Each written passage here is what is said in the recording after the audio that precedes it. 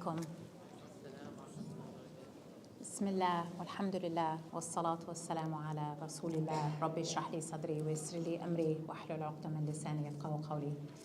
So, first of all, thank you all for choosing our humble topic from the 12 that were offered to you during this time slot. MashaAllah, we have so many possibilities at this conference of parallel sessions.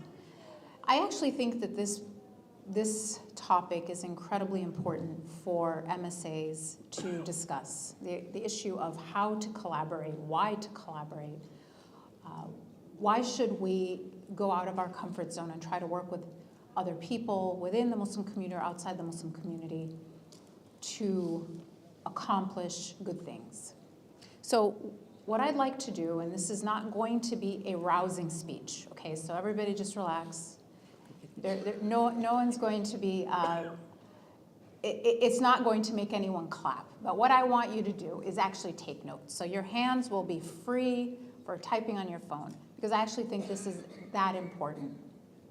I'm going to split my time into two main topics. One, the case for cooperation, and then two, the principles of collaboration. What should we keep in mind when we're trying to make this our reality?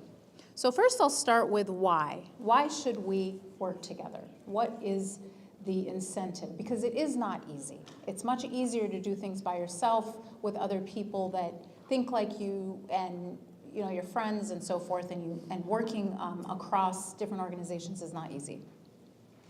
So the first thing is that it's a Quranic injunction, right?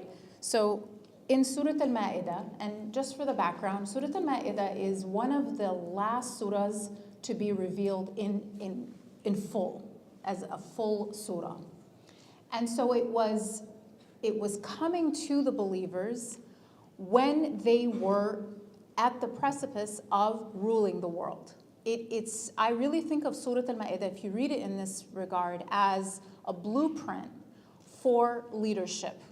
How do these new believers, how does this new community now go on and rule the world? Because that's exactly what they were about to do. And Surah Al-Ma'idah was getting them ready. And one of the principles, one of the key points in Surah Al-Ma'idah, it simply says, Bismillah ar-Rahman ar-Rahim, وَتَعَاوَنُوا عَلَى الْبِرِّ وَالتَّقْوَى وَلَا تَعَاوَنُوا عَلَى الْإِثْمِ وَالْعُدْوَانِ. Okay? Very simple. Cooperate for goodness and God consciousness, and do not cooperate for sin and enmity. And it's actually very important. The second part is just as important as the first part. The Quranic injunction is that we are told to cooperate for what is good. And what's interesting about the ayah is it does not specify who we should be cooperating with. It doesn't say with other believers only. It simply says cooperate for what is good and just. And don't cooperate for what is sinful and to breed enmity. And so it helps us, just set out the principle for how to cooperate, when to cooperate, and with whom to cooperate. If your cooperation is for a common good, then cooperate with anyone you want. But when you have to compromise what is your principles, what is good, and the price of cooperation is cooperating on what is sinful and breeding enmity, then that's when it doesn't work. So the ayah is quite lucid in setting out what those principles are. So it's a Quranic injunction. We have to do it. We have to work together, and we have to work with others. One example of this, and this is sort of the second, is from the Seerah, is the opening of Mecca. Now, for those of you who have studied the Seerah, you know that what led up to the opening of Mecca was that the Meccans violated the truce. How did they violate the truce? An ally of the Meccans, of the Qurayshi people, the Quraysh, an ally of the Quraysh attacked an ally of the Muslims. That is how the truce was broken.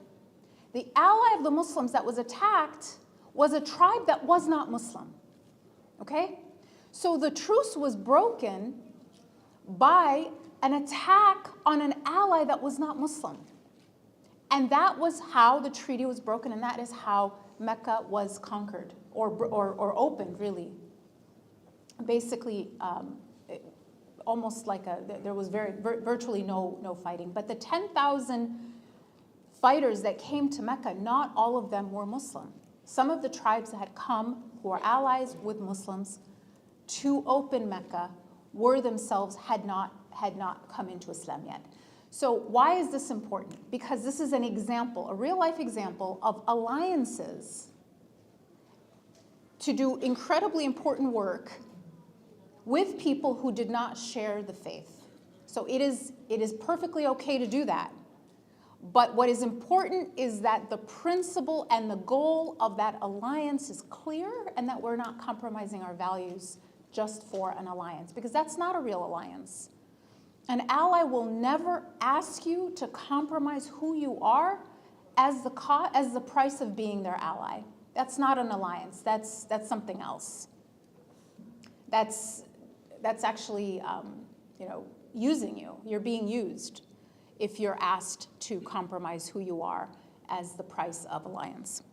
The third reason, the third thing that I want to share as the case for cooperation is those that we are up against are cooperating. I mean, this kind of goes without saying, but these are public announcements. I'm not sort of coming up with any conspiracy theory. There's a public announcement of the 5 largest pro-Israel organizations in the United States have publicly announced that they will be working together to counter what they call misinformation on social media about the Israel, what they call the Israel war with Hamas. So why am I saying that? Because any one of these organizations, again, these are public documents, public information, any one of these organizations' operating budget dwarfs the entirety of the Muslim civil society operating budget. Any one of them dwarfs 10 to 100 times our operating budget for all of our organizations combined. And they're working together where one of them would dwarf all of us, and they're working together and there's 5 of them. How can we then not work together for what is right and what is good and what is just? We cannot afford not to be cooperating. So there are 3 principles I'd like to share of effective cooperation. The first is specialization. What does this mean? We cannot duplicate each other's work. We cannot duplicate each other's work. Why not? If someone is yaqeen, okay, and they're doing research on Islam and Islamic theology, why shouldn't I start my own think tank to do exactly the same thing? What is wrong with doing that? Isn't it good to just have more and more of the same exact thing? The answer is no. Why? Because it is a waste of our resources. It is a poor stewardship of the resources that have been entrusted to you by the community to do work that's already been done by someone else. You are actually doing harm, not good. What you should do instead is find a gap and fill it, because we have so many gaps to fill. Doing work that is already existing, is already being done well by someone else is a waste of resources, a waste of your time and energy.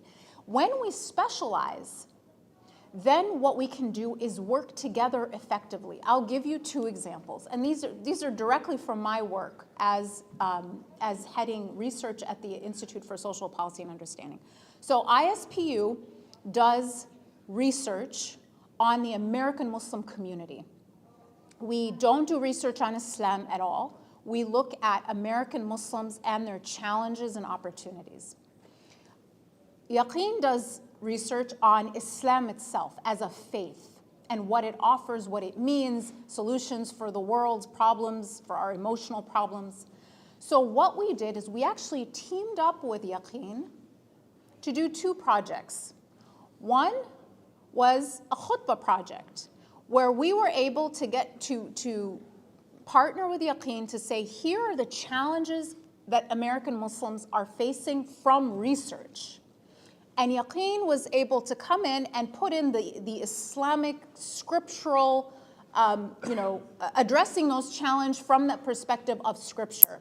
And we came together and provided khutbah tools for imams around the country to use that would be both relevant to the community because they were rooted in evidence and research and scripturally authentic. That was one project. A second one was we created a briefing tool for the people that come to your masajid and ask for your donations and votes, your local politicians or your congress members. They need to understand who we are. Now, what do they have to understand? They have to understand who we are as a community in terms of our demographics, what we offer, society, our challenges, our needs, our opportunities. That's what ISPU does. But they also have to understand what we believe, and that's what Yaqeen does. So we teamed up and we created this tool, which is a briefing tool for public servants that are seeking to engage the Muslim community. And any one of you can go on our website and use that to educate those coming to you for your votes and for your dollars. So those are 2 examples. And I'll just quickly run through the second principle, which is to make the problem that you're trying to solve the enemy, not each other. So when you can think about the problem you're solving, whether it's you're solving the problem of ignorance, you're solving the problem of Islamophobia, that is your competition. Those promoting that problem and increasing that problem are your competition, not other Muslim organizations working for the same thing from a different vantage point. And I understand the impulse of thinking of other Muslim organizations as your competition because we're all competing, in our minds, competing over the same tiny little pie of Muslim donors. That's how we think. So we're like, oh, we have all this turf war and we have to protect ourselves and not share information. That is absolutely the wrong way to work. Because Allah will provide according to whatever you're going to get, whether you work with someone or you don't. But when you think of the problem as your competition, what you're actually up against, you will be more effective, you will be able to go further, and you will be more willing to share information and support and help other Muslim organizations. And then finally, a third principle of cooperation is funders. Now, this is a message to anyone who is actually funding Muslim civil society or Muslim organizations. I would highly recommend that funders incentivize cooperation rather than competition. And this is not hard to do. It's simply saying, this is a grant, I'm gonna give, $100,000 out, but it has to be 2 distinct organizations doing very different work, coming together to solve a problem together. And they have to apply together. And so you're incentivizing cooperation rather than funders incentivizing unhealthy competition. Jazakallahu khairan.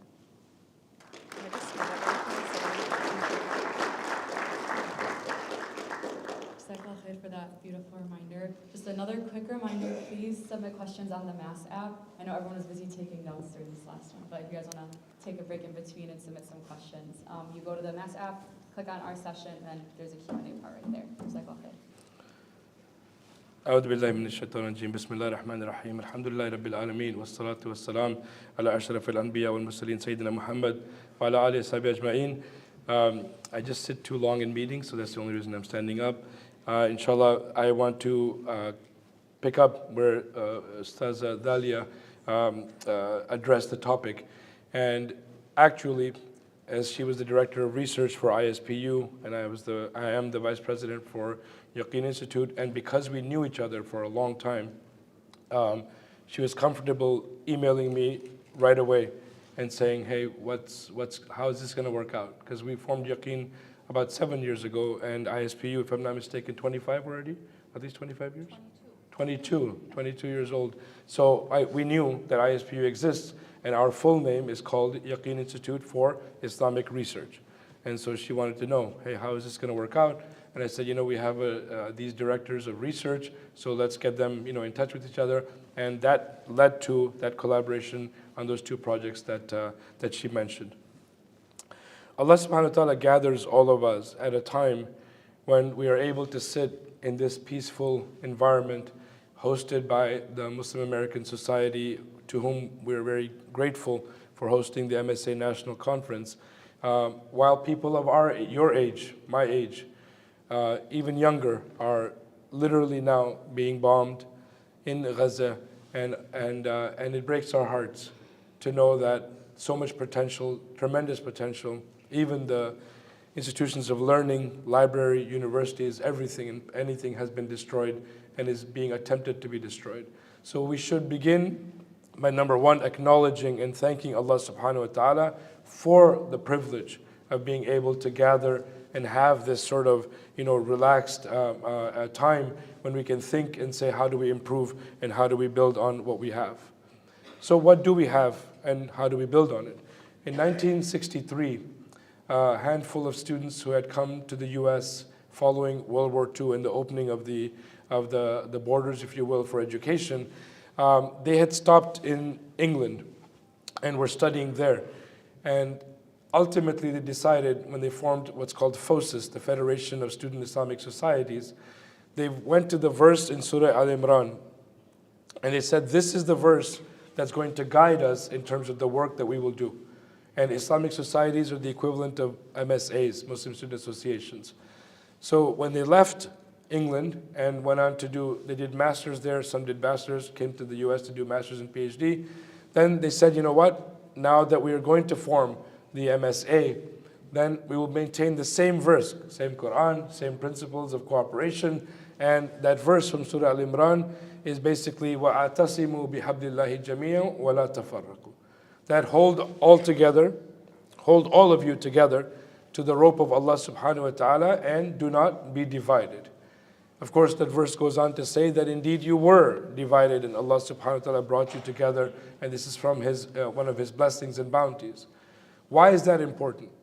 Because the prophetic tradition has been, and it is what has taught us, is that teamwork is going to be the success of any organization, And as he began to do the da'wah, he was literally alone.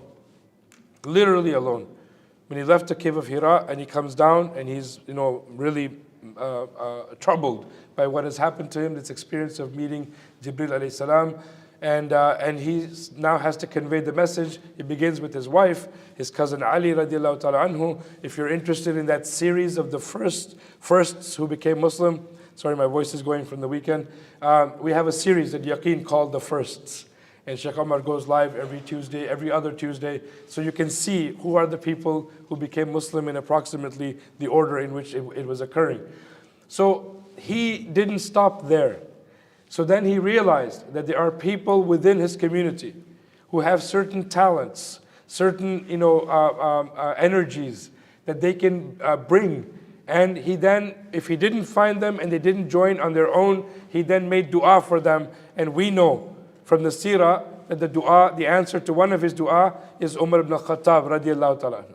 because he saw in him someone who should be with us. And this is the same of Sayyid Qutb rahimahullah, who said, Imam Hassan al-Banna, Imam al-Shahid rahimahullah, who said about Sayyid Qutb rahimahullah, that people were saying, what about him? He said, if he's not yet with us, he should be with us. Like he should be a part of this movement because he has certain skills and talents and so forth. Now what did that mean? Umar ibn Khattab, who is he? He's literally the person who is on his way to hurt his own family members, who he discovers his sister has accepted Islam, and then on his way to kill the Prophet, peace be upon him. Imagine having to go from that image of someone to making dua for them and their heart to be turned and changed, and then they become literally the foremost beacon of light within the religion. Right? And amazing. When he entered the religion, it is narrated from the companions that when Umar ibn Khattab radiallahu ta'ala anhu entered the religion, until then we were persecuted. We could barely pray at the Kaaba. When he entered the religion, because of his stature, we marched in columns of twos and went to pray at the Kaaba. So who is on your campus? Who is on your campus that is not a part of the MSA? Who is on your campus that you've walked by and just sort of decided that doesn't fit our profile, but you don't know them? So what you have to do is go back. Those of you who are in leadership, just by show of hands, how many of you are either on the board or in some committee of your MSA? By show of hands, so I can drink some water.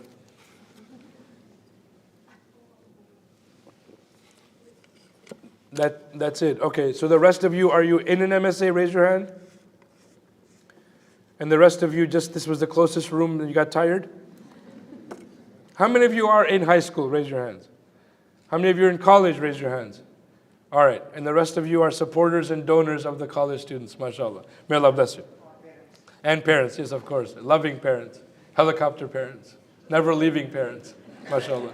May Allah bless you. So, even before the semester starts, if you are in leadership or you're on campus, go to Student Affairs, the Office of Student Affairs, and let them know, I would like to see the roster of people who are coming, who have either identified as Muslim on their application, or in some way, depending on the private and public institutions, they may ask that question. Or if I can look at the roster with your permission and I can identify at least the names that stand out. Why is that important? They need to know that you are looking for them. They need to know that you will welcome them. They need to know that there's someone on campus waiting for them. And this starts to create a sense in them that they belong, even before they get to campus. Once they get to campus, have as many low-threat activities. What does that mean? Social gatherings, where they can just come, they don't have to display their Islam, they don't have to show their level of iman, nothing, just to get to know each other. Where do we get that from? The Prophet, peace be upon him, had people who were literally knowledgeable and scholarly, and others who were just learning. He did not distinguish between them, but he gave special attention to those who wanted to learn more, and he spent more time with them. All of the youth are among them, which is why we have the Ibadullah, Abdullah ibn Mas'ud, Abdullah ibn Umar, Abdullah ibn Abbas, and so on. Fatima radiallahu ta'ala, his own daughter, Rumaysa, Nusayba, all of them from an early age. And of course his beloved wife, Aisha radiallahu ta'ala anha. So what I'm getting towards is the welcoming environment, number one, for teamwork. Number two, it is very important to be honest with people. You don't have to be blunt, which is a word of your generation. You don't have to be hurtful, no. The Prophet, peace be upon him, was approached by Abu Dhar Ghifari radiallahu ta'ala anhu. If you read the seerah, go to the firsts, you'll learn more about him. He was beloved to the Prophet, peace be upon him. He went to him and he said, Ya Rasulullah, appoint me as a governor, because Islam was spreading and all of the different regions, they had structure, they needed people to lead those areas. The Prophet, peace be upon him, if I can think in terms of how this unfolded, must have looked him straight in the eye, because the words that follow only come from someone looking someone straight in the eye. He said, Ya Abu Dhar. He said, this governorship or this position is a heavy trust and you are weak. Now was he saying, like dissing him. No, you are weak. He said it becomes a source of disgrace, except for the one who takes it by right and fulfills it. You follow what I'm saying? He knew his skills and abilities, they were not in the realm of governorship. Just so you can follow along. So people can do different things within teamwork and collaboration, but don't let them take on something where they have not exemplified some skills or talents. They cannot become your spokesperson if you've never heard them articulate a clear message. And in that vein, I don't, just praise her for the sake of doing it. I'm truly the older brother to the Mogahed sisters. Sister Dalia, whenever she's appeared on media, I've never had an issue because she does her homework, sometimes even more than the rest of us. So she's well prepared, so we can say, you know what, let her do it. Who else could go on The Daily Show, which is literally an American phenomena, and basically bring the house down by appearing and speaking and then answering about the hijab? Not about just some random thing, about the hijab. And the audience loved it. So, right? Now she told you not to applaud. Remember she said that? She's very strict. Don't mess with her. Right? So don't just take people and welcome them. Give them small assignments. Low-threatening activities to get the team and the spirit and the chemistry. Small assignments to see if they can truly deliver based on what they're saying. The worst of those assignments is, I was given a person who came to pick me up, supposed to pick me up. A person apparently didn't know anything about the city. So I flew in to do an iftar event for a fastathon. I was supposed to fly back out that same night. I was at the airport most of the time, and I got there after the event. And I said, who did you send? I said, well, he was really excited to meet you. Does he know how to drive? Does he know directions? Does he know anything, right? It's a total mess. Why doesn't somebody ask him? Send somebody with him, right? Whatever you can do. And then lastly, just to close out, thank you. To close out, we have guiding principles within our faith, and we have then used those to introduce them into MSA National.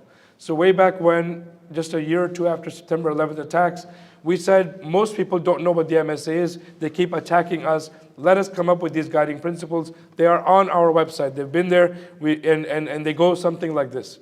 Knowledge precedes our actions. Learn. Number 2, truthfulness is the mark of our speech. Patience is the hallmark of our planning. Sincerity is the foundation of our existence. Forgiveness precedes our reconciliatory efforts. Humility guides our conduct. Gratitude binds our hearts together. Tolerance is the banner of our outreach. And moderation is the compass of our journey. And then we added, love is our highest aspiration. These were adopted, by the way. These were adopted even by other organizations that are not Muslim because they articulate what it means to be a person on campus, what it should mean to be a person on campus. So in closing, you begin with the prophetic tradition of being as open as possible, as inviting as possible, but keeping an eye out on those who have certain skills and talents, and then putting in the mechanisms to recruit them and being welcoming in recruiting them. Number 2, start with the small, low-threat assignments so that they can deliver.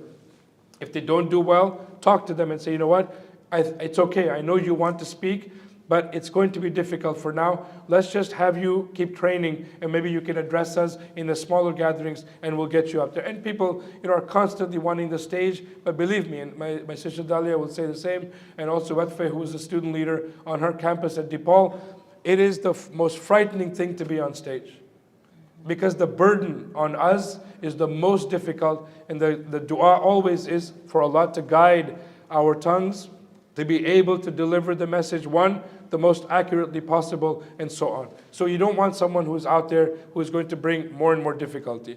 The other thing about, in closing about, with teamwork and collaboration, cooperation, is that have an assessment, have an evaluation. Don't just be on autopilot, just keep doing things, and you don't have a clue if it's working out or not. If you start collaborating with other MSAs, other organizations, have a check-in, 3 months, 6 months. What did we say we were going to collaborate on? How did we do? And where can we improve? What's not working? What's working? If you can maintain that, believe me, you will get to the point, as Dalia mentioned in her talk, that the Hilf al-Fudul, the alliance of virtue, was actually based exactly on this. Was that the focus was on the rights of the consumer at the time, if you will, the miskin, if you will. But the alliance of virtue did not include only Muslims. It included anyone who wanted to protect the rights of the vulnerable. And what did the Prophet, peace be upon him, say to us? After he became a prophet, that if I was called to such an alliance, I would still join it. Right? I would still join it. So it's not that we would, just walk away when the project is done. You'd want to find out how to continue to build on that relationship that you started, inshallah. So we look forward to your questions. Jazakumullah khairan. Assalamu alaikum.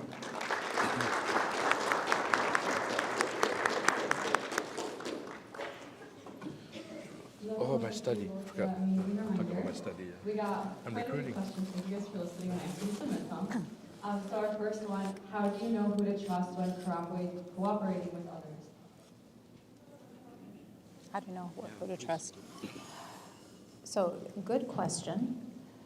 You do it in incremental parts, right? So you start with something low risk and you see if they follow through, if they're a person of their word, if they are on time, if they are sincere, and so forth. And then you build from there and you go up, in higher and higher risk. You don't start, doing the biggest project of your year with someone who's totally untested. That's not wise. The other thing I would encourage you to do is build relationships before you build projects. So what does this mean? So what Dr. Altaf mentioned is that we already knew each other before I reached out to him and said, how is ISPU and Yaqeen going to work together? How are we going to do distinct work? Because when I hear research institute, and we're a research institute, that could mean that we're duplicating, but we weren't. So we needed to have that conversation, but that foundation of trust was already built. And so it's incredibly important to build real life, face-to-face human relationships before you're able to work together, because working together will test even strong relationships. So if one doesn't even exist, it's much, much more difficult. You want to add to that? No, I wasn't going to add to that. I was just going to go for a detour a little bit. So I'm my professorship, my friends reminded me, we're doing a study on Muslim youth, 900 sample across the country, and it's in cooperation with the Family and Youth Institute. I'm the PI, the principal investigator at Howard. So ages 14 to 22. So the volunteers will pass around a QR code. It's a scanning for eligibility. Then our research assistants are on standby.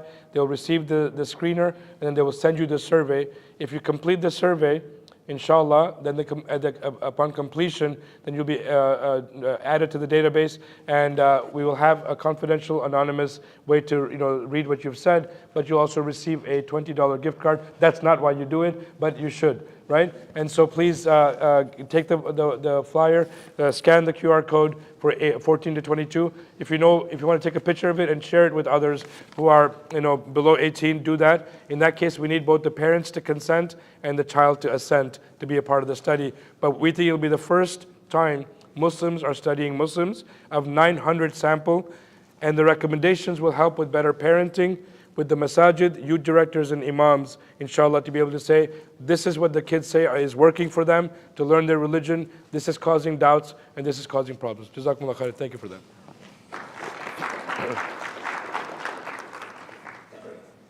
Our next question, we've been hearing a lot throughout the past couple of days about voting in the next election. Who should we vote for if both parties are not honoring Muslim American voters, specifically with the rights of Palestine? I think you should vote for Sister Dalia Mogahed. Write it in. Write it in. Write it in. In fact, you can do it and then DM me. Get it? DM. You don't get it. You don't get it. No. Really, we can't tell you who to vote for. It's a very, it's a very difficult. First of all, 501c3, we can't endorse anybody. I'm not going to tell you who to vote for. What I will do, though, is ask you, even if you don't like either of the presidential candidates, don't make that the reason you stay home, okay? every single one of us who can must vote. And here's why. First of all, if it didn't matter, if it didn't count, they wouldn't make it so hard. There is enormous, I hope this actually motivates you. We know that there is voter suppression among Muslims in this country, among people of color in this country. Why do you think they do that if it doesn't count? Why do you think those who don't want our voices heard try so hard to suppress our vote if it didn't matter? So that's one thing. Your vote does matter. Second of all, who you vote for is private, but whether or not you vote is public knowledge. So everyone knows if Muslims vote or if they don't vote. It is public knowledge whether or not you went in and cast a vote. So if you're living in a community that is, a substantial percentage are Muslim, and there's a 12%, voting rate, no one will care what you think. No one will care what resources go to you. Okay, you have to make it look. You have to show representatives. You have to show elected officials that your voice counts and your voice matters. So even if you're not going to vote for either candidate, for either of the major candidates, and you're going to write in a name or just leave it blank, still go in and cast your vote. You're voting for lots of things, not just for president. You're voting for members of Congress. You're voting for your city council. There's so many things on the ballot besides president.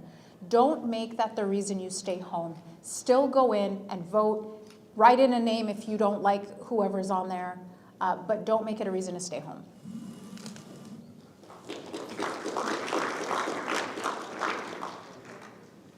Next question, is there any way to influence Muslim countries to collaborate and cooperate for the good of Muslims? I'm going to take that one. No. I mean, the sad thing is, and again, I will refer to my good sister, she actually lived in the Emirates and, tried to do great work. And then we're looking around now and we're seeing, what countries, if a genocide didn't bring them together, I don't know what will.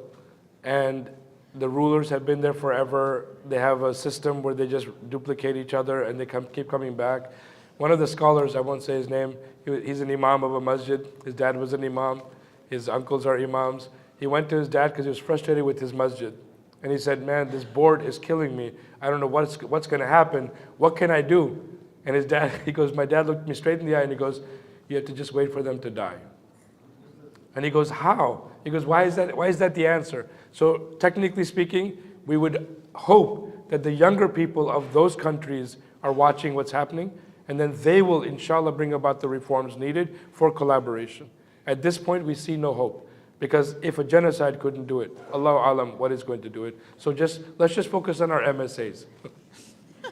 Let's do better with our MSAs, inshallah, and leave those folks to, inshallah, to Allah. Our next question, sometimes it might feel like there is no central body directing our efforts. Is there an umbrella organization that we can channel our efforts through? Time for a commercial. Where is MSA National? Oh, there she is. So she's even walking. She happened to be walking. She's the chair, Sister Nimra Riaz, born and raised in College Station, Texas, the home of Texas A&M. She's the current chair of the Muslim Student Association of the United States and Canada. And so that is the organization that is doing its best. In fact, this year we're celebrating our 60th anniversary of that organization that was founded, as 1963. So whoever asked that question, whoever didn't know about MSA National, they're here. They'll be here for the rest of the day, and no additional charge for that advertisement. Yeah. Next question. Cooperation will often lead to some sort of conflict between groups of people, externally or internally. How do you navigate discourse on an organizational level? Start. That's absolutely true, and you have to expect it. Cooperation will often lead to some kind of conflict. I think there are at least 3 principles that you should keep in mind to navigate it. One is one I mentioned already, which is that you need to have existing, trusting relationships. So this is kind of a slogan in the corporate world, but it's actually true. It's that you can only move at the speed of trust. And it sounds, hokey, but it's actually very true. You can only move at the speed of trust. If you trust people, then your disagreements are technical rather than personal. You're not questioning their intentions. You're disagreeing on, strategy or on tactics. And that's okay, and that can actually produce better solutions and better, better strategy if you are looking at things from different perspectives. So take the time to build real life relationships built on trust. That's number one. The second thing about navigating conflict, and this might sound very simple, but lean on the side of phone calls and Zoom meetings and even in-person meetings to deal with a conflict versus text or email. And I say this because this is sort of known in the world of conflict resolution. When you can talk face-to-face, it's much easier to resolve a conflict. And along with that is include a mediator if you can. I wish there was maybe there is, and I'm not fully aware, if there was a mediating body to help bring different Muslim organizations, who are in conflict kind of together and resolve that conflict in a way that where they're not resorting to, at the most extreme case, lawsuits. I know that there were organizations that had that service, and maybe they're growing in other places. But mediation can be a very powerful and important tool. And then the third thing is when you're in conflict with someone or with another organization or with other people, when you're trying to work together, be ready to sometimes concede. Be ready with that ego-crushing humility of saying, you know what, the greater good is better than my pet idea. It's if we all go in with that willingness to sacrifice, as long as you're not, compromising your values, the ability to concede a point like that, to just let the conflict pass through can be, it will really be a huge reward to you. It will be very freeing, and then you'll be able to move forward with the project much easier. Being extremely stubborn and obsessively attached to your one idea and one point of view can be very destructive. I could just quickly add to that, is that from personal experience, when I was the head of MSA National, we had different groups that said they wanted to say that MSA National should be with us. We should follow this ideology, that ideology. And I kept saying that on college campuses, everyone is coming from different backgrounds. And we can't possibly go in one direction and then the entire chapter or the organization becomes in that one direction. So we had fights. Conflicts are not bad. Conflict in a structured, functional conflict is good because it brings out in people, brings out the assumptions that are underlying that conflict. Like, what are you assuming about me when you say this and this about me? Or you think this and this about me? So Dalia and I are with other Muslim leaders interacting constantly. And we see things coming up and we're like, hey, is somebody on top of this or not? Hey, is this, I heard this, I came out of a convention, I heard this, what's going on with that? And then somebody will say, you know what, I did hear that as well, I'm gonna shut it down because it's not true, it's not what it was intended. And with mass, I can say this here, we had, same with ICNA, with ISNA, and with Al-Maghrib, and I kept saying it has to be an organization that's welcoming to everyone. And everyone should have access to it. All scholars should have access to that MSA, to that college campus, to that national organization. And because of that insistence, it took a long time before people realized that there was wisdom behind that approach. But because of that insistence, we went back to our roots. And the roots are what? That in the prophetic roots, you'll find there are some companions whose entire focus was ibadah. This is literally what they did. Others were strategists of war. Others were wealthy businessmen, and then they contributed the wealth. So it will be that we can't say everyone has to be following this particular way of thinking, a way of worship, or levels of worship, and so forth. But conflict in and of itself isn't bad. And I want us to emphasize that. It's uncomfortable, it's difficult. Much of my aging process happened and has happened, she's laughing, damage control, behind the scenes, things that nobody knows about, whether it's two individuals, two organizations, two communities, going at it. I'm saying, what is this? Like, what is going to be the end of the way you're going in this direction? So if Allah gives you the ability to be the people to whom people approach, take that as a trust. Don't shy away from it, because there's not a lot of people who can manage that and still be fairly likable to everyone because of the justice and the fairness. If you are being able to be fair and just, people will come back and approach you and work with you. If they sense in you a lack of fairness, they will move away and they won't come back to you. Right? So may Allah bless all of you and reduce whatever conflicts are going on, but let us not shy away from it, because out of that can come growth. May Allah bless us with that growth, inshallah. Jazakallah for those responses. Just a couple quick announcements, please don't go anywhere yet. So our next session will be in this room at 2 p.m. and the topic is Unity and Diversity, Interfaith Explorations in College. So it's a good segue from what we were just talking about. And it is with Sheikh Aisha Prime and Sheikh Sahid Muda. Other announcements: as part of the American Muslim Task Force for Palestine, there's going to be a march on Washington for Gaza on January 13th in DC.